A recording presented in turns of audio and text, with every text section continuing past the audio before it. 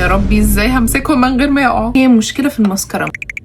برودكتس حبيتها في 2025 وهتكمل معايا 2026. اخيرا هنبتدي بالكريم الشمس الكوري ده بتاع راوند لاب. بنات، من احلى كريمات الشمس اللي انا استخدمتها في حياتي. انا بشرتي جافه فبحبه جدا لانه بصوا خفيف ازاي. اكتر حاجه عجبتني فيه ان هو بيمتص في ثواني. بصوا مش بيسيب اي وايت كاست وبيسيب كده لمعه لطيفه قوي في الوش. ف I would highly recommend.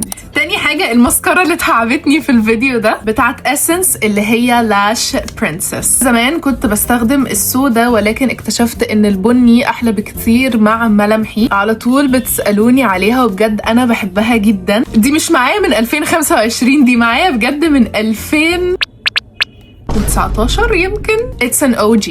السيتنج سبراي بتاع شارلوت تيلبري. بصوا انا جربت سيتنج سبرايز كتير جدا بس مفيش زي بتاع شارلوت تيلبري. انا برضه عشان بشرتي جفافه بيديها هايدريشن حلو قوي، وبجد لما بحطه الميك اب مش بيتحرك من مكانه طول اليوم. كل مره هيخلص هفضل اجيبه. ايه اللي حصل في الطرحه ده؟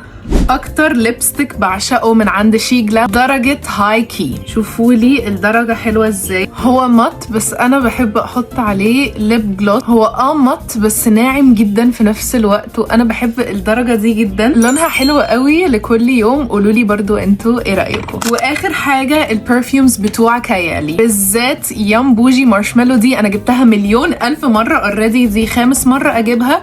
ودي سباركلينج ليتشي. بيثبتوا وروايحهم حلوه جدا. انا متاكده ان انتوا هتلاقوا حاجه هتعجبكم. اتنين دول they are very sweet. دي اكنكم مارشميلو متحرك حرفيا، ودي فروتي وفريش في نفس الوقت. I love them. وباي ذا واي يا بنات، انا مش لازم امسك البتاع ده خلاص.